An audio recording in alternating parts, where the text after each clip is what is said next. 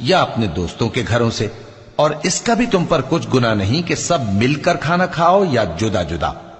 پھر جب گھروں میں جایا کرو تو اپنے گھر والوں کو سلام کیا کرو،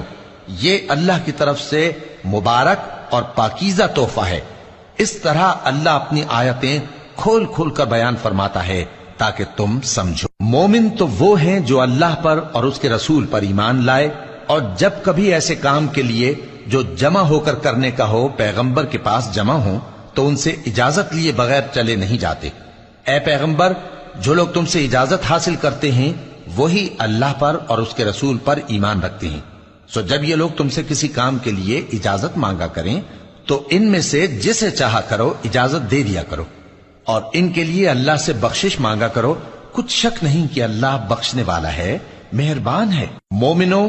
پیغمبر کے پکارنے کو ایسا خیال نہ کرنا جیسا تم آپس میں ایک دوسرے